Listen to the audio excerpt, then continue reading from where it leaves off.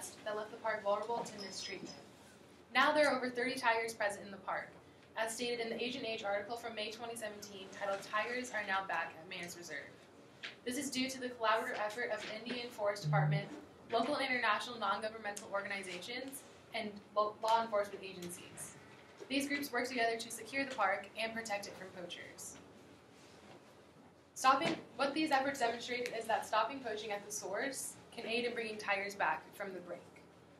Through my research, I have come to the conclusion that getting rid of the illegal trade of big cats requires action on a global scale.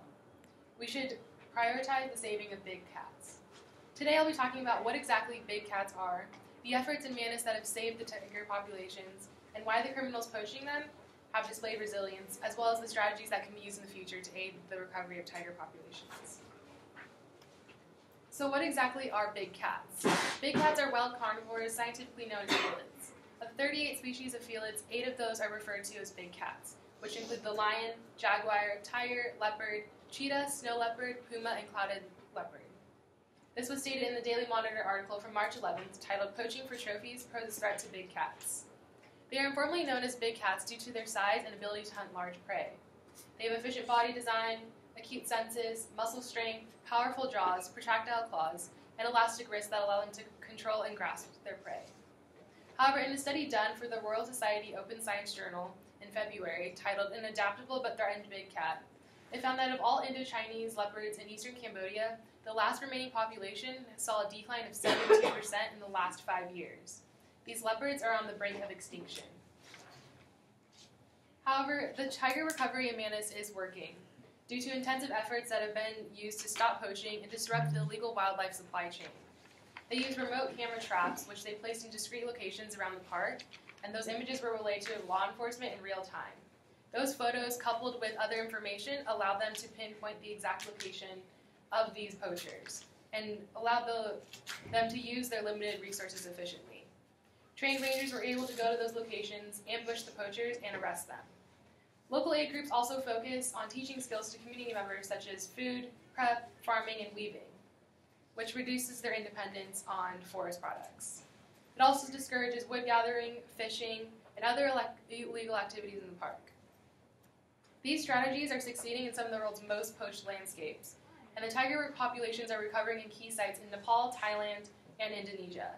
And there's now hope for critically endangered lions in West Africa, where poaching for prey is one of their biggest threats. Even though these strategies are efficient, criminals are still resilient. Although jaguar killing was outlawed in Bolivia in 1975 with the Treaty on International Trade for Endangered Species, reports of jaguar killings have recently come up. In the article titled "China's Lust for Jaguar Fangs Imperils Big Cats" by Barbara Fraser, it was reported that between August 2014 and February 2015, that Bolivian authorities confiscated 186 jaguar fangs from packages bound to Asia. Radio ads broadcast in parts of the country offer $100 to $150 for jaguar fangs, which are usually used in necklaces as trinkets. And this was stated in the article by the World Wildlife Fund from 2011 titled "Stopping Poaching." Experts worry that as tiger parts become harder to obtain, it will increase a new trade in jaguar parts.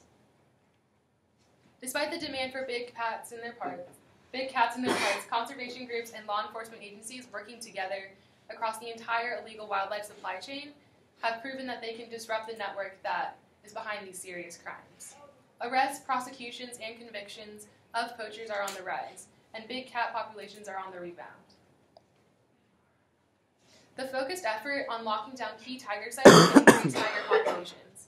In the 2010 study titled "Bringing the Tiger Back from the Brink, the 6% Solution for PLOS Biology" by some of the world's leading tiger experts, found that it is relatively inexpensive to effectively protect tiger sites. It was estimated that it would take another $50 million a year to secure the 50 or so remaining tiger sites in Asia. This same strategy of securing protected sites can slow the killing of Africa's declining lions, cheetahs, leopards, and other wildlife that live in the same landscapes. In a 2015 analysis for the Journal Gate titled "Life After Cecil, Channeling Global Outreach into Funding for Conservation in Africa," it estimated that effectively managing the more than 250 most important public protected areas would cost $1.25 billion a year. This is where governments, aid organizations, banks, corporations, and other funders should step forward and invest in conservation spending on the scale needed to secure the places that are necessary for big cats. Last fall, researchers at Oxford University brought up the first evidence-based model to show how increased spending in conservation can also lead to improvements in biodiversity. They used past data to show how increased spending in global conservation between 1996 and 2015 or 2008 reduced biodiversity use loss by an average of 29%.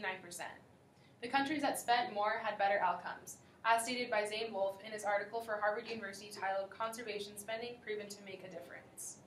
Researchers hope that the ability to quantify the effectiveness of conservation spending and predict future outcomes will help guide budget decisions and increase spending needed to prevent extinction of specific species. Or maybe these decisions will be driven by something less measurable, the value of these predators as protectors of wild landscapes and the life within them. Either way, in conclusion, let it not be said that we did too little too late. I encourage all of you to become educated on this topic and support organizations like the World Wildlife Fund and Panthera that are fighting against poaching efforts. With a collective commitment of adequately protecting our landscapes now, big cats could be on the road to recovery and organized wildlife criminals on the brink of extinction. Thank you.